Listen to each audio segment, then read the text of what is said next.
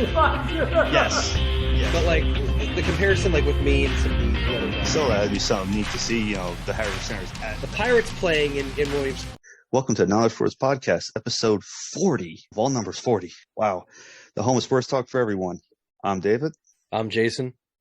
Welcome aboard. First things first, before we get into anything else, we're inching closer to 40.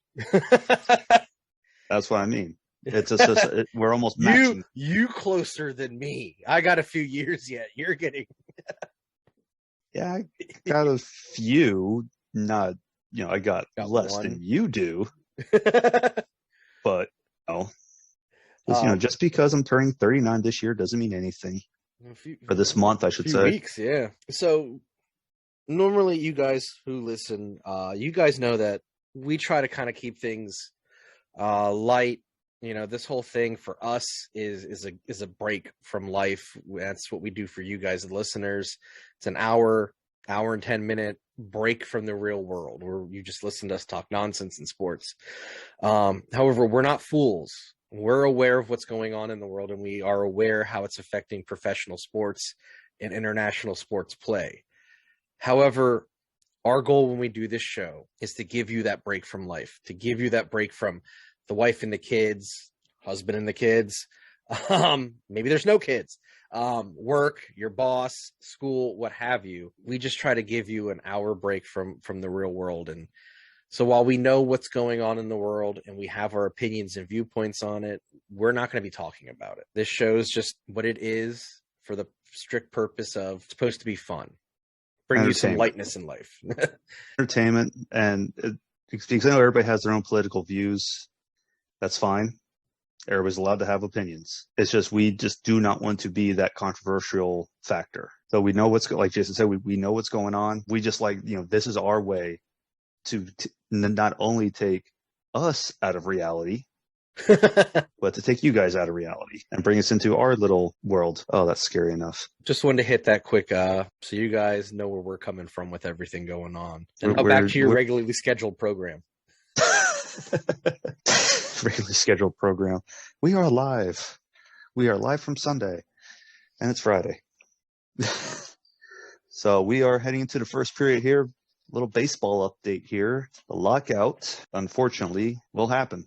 There's no baseball. Pretty much. It's not even, the lockout is officially just done with everything now. As of, Monday, it was their deadline. And then, like I was mentioning you, Jason, on it on Monday, it's like, now we got to wait till Tuesday to see what happens because they pushed it back and still nothing.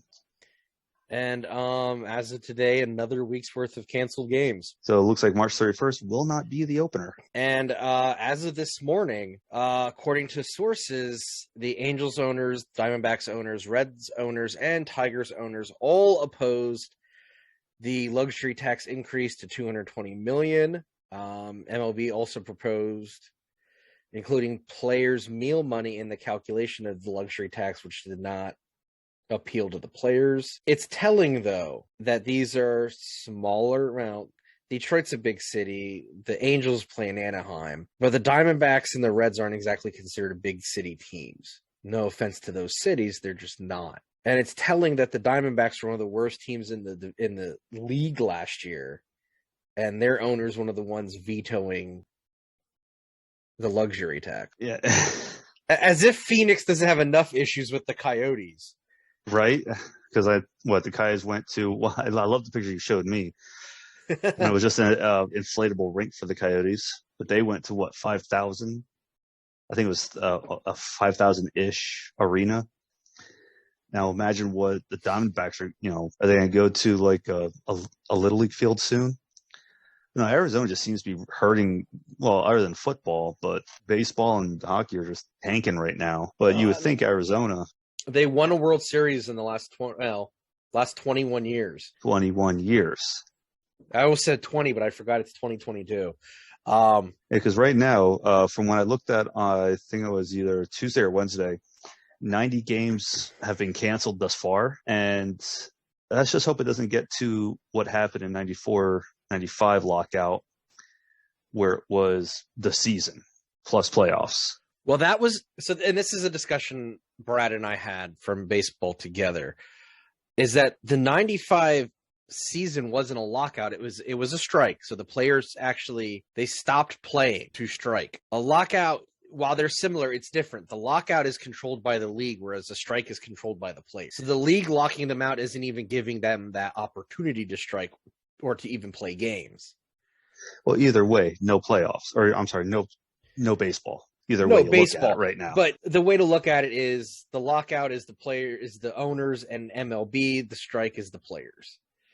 And boy, is MLB trying to spin it that it's the players causing this. And I don't think a lot of people are buying into that. I don't think they are either. I don't think they are, because I was when I was looking this up, that MLB is trying to blame somewhere else. They are trying to push the blame elsewhere, not that, hey, my bad, my fault. No, they're trying to push it. Yeah. Which is hurting them more and more. This is going to be something that could cost MLB fans. And I hate saying that, obviously, because I love baseball. But I think MLB and the owners are overplaying their hands. I generally think at this point they don't want a season to happen because they're not going to get hurt. Those owners' bottom lines aren't going to get hurt. No, they're not. I mean, when you make how much, billions of dollars at this point between everything, and people are going to still buy merchandise even though there's no season, people are still going to buy it. Yeah. Well, yeah, I mean, mine's backwards, but I have the Phillies cap on myself. So will they not make as much as they would during season because of maybe the contracts with all the TV contracts? Probably not, but they're still making. But let's not act like these owners and the teams themselves are going to be destitute by giving up some extra money to the players. No, I mean, it's a shame that it has to go this direction. Oh, I'm right there with you. Because I love going to games. I love going to games myself. Who doesn't? And I know my wife. She loves going too. Your brother, Matt, yeah. Your uncle, Jonathan, yeah. My family. It's ridiculous. But you go to a minor league game at a decent price, but yet when you go to an MLB game, you're paying. But not for maybe for the upper seats, depending on the team, probably not as much as you would the lower seats. I find it hard to complain about how much I spend for a Phils game when I know what I spend for a Phils game is the equivalent to one Eagles ticket. True. So that's saltier to think about. Well, imagine a Flyers ticket. They're not cheap. I get that argument, but there's more games in hockey than there are football, So it's still spread out over a course of a season, whereas it's just right there, no lube with an NFL ticket. Yeah, but yeah, and what's funny is that from what I was reading, MLB has yet to do our last best offer, that that they didn't go that far yet, because you would think to kind of push the players to kind of agree on something, they might push that. Who knows? Yeah. But from what I was reading, they haven't really given that. Hey, this is my best offer. This is what the best I can do. I mean, has that changed since I last looked this up?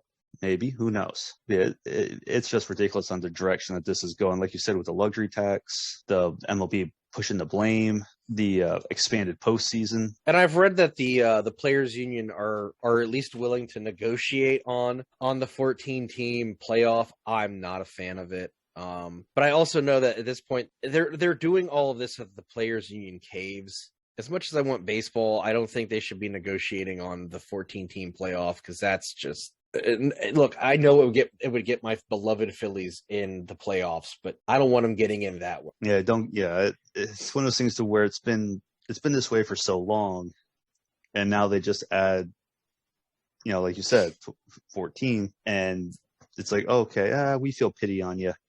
Here you go, you're in the playoffs.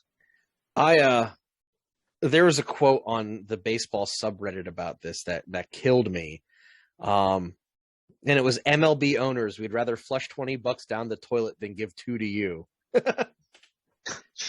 And that's exactly what it is. I mean, it's broken down in the most, layman terms, but that's exactly what's going on. Yeah. And yet again, I'll echo my statements from last episode. It's bad when Gary Bettman looks like a better commissioner than your league's commissioner. Yeah. I mean, still, the only thing we praise Bettman for is the bubble. He still Hell, looks way better than Rob Manfred. At this point, yeah. It's just, And I I don't gotta know. say, This is kudos to ridiculous. the guy. Kudos to the guy on the baseball subreddit who's posting a picture of an owner every day until the lockout is done. He posted a picture of the Pirates owner, and someone commented, "That's the most punchable face I've ever seen." Oh, if people get to comment stuff like that on, that's great.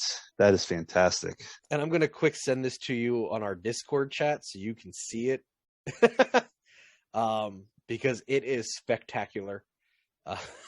Because I'm just awful and find stuff like that. And maybe David will put this on the video for those of you who watch us on YouTube, so you can also see the Pirates owner's very punchable face. Well, I'm just waiting for my Discord to actually load up here. No worries. We vamp all the time. We nonsense and talk out our butts. Right? What we do best. I just wish baseball would just get, everything would just get back on and well, I mean, here's the thing. Go. We're still going to have minor league baseball to go to. We're still going to have independent baseball to go to. So it's not like we're going to be without baseball. And I in no way blame the players for any of this. I mean, it's clear from day one when the owners in MLB didn't want to meet with them until February what their game plan was. And it's just been bad faith negotiations since the get-go. Yeah, especially when the lockout was December 2nd and they didn't want to do anything until, February, like you just said. That is pretty ridiculous. And yes, I agree that is a punchable face. I agree with that. Smirk. It's just one of those things that just smirk he has in that picture is just like, yeah, you want to punch him? Yeah, pretty much. I bet you they'd fill the stadium with having that as a not a giveaway, but a stadium event. Punch the owner in the face with your ticket. Oh, I wonder how many people would line up for that. That'll get people through the gates. Anyway. Hey, you got to fill the stands somehow. The Pirates do. Hey, at least there is still minor league baseball happening, and it's close to us at least. No, that we have us. Exactly. Well, we have Williamsport. Altoona is pretty much our longest from here. It's like 2 hours. You got the Spikes in State College. You got, and then the Senators, the Royals. Or the Royals, the Phillies, the Rail Riders, the Iron Pigs. So many around us. The Barnstormers, the Revolution. Actually, what's funny about the Rail Riders is I even messaged Matt from the Asian. I said, "Hey, we gotta plan a get together here at a Rail Riders game. We'll come up to you. That's not a big deal for us." I'm game. I'm game for that. That definitely would. That definitely would work. Yeah. Yeah. Let's just hope baseball gets their act together. MLB kind of gets their head out of their rears and get this going. I agree. On that note, that'd be the end of the first period. We'll be right back. For listeners of the Down There Sports Podcast, if you visit fansidea.com and you use the code NASPOD, that's NASPOD at checkout, you will get 10% off your order. Fansidea.com is the place to go for custom-made jerseys, hoodies, shirts, and other gear. The perfect product, perfectly stitched, sublimation, embroidery, 100% handmade and delivered on time. That's certainty, and it's their promise to you. Again, use the code NASPOD at checkout.com or at checkout for 10% off your order. And the best part is David and I are customers. If you're watching us on YouTube, you can see David's nicely stitched hockey jersey. You can see my sublimated t-shirt. We've shopped there. We believe in their product and they believe in us as a show. That's why they're giving you 10% off for listening to us. Remember, NASPOD at checkout for 10% off your order.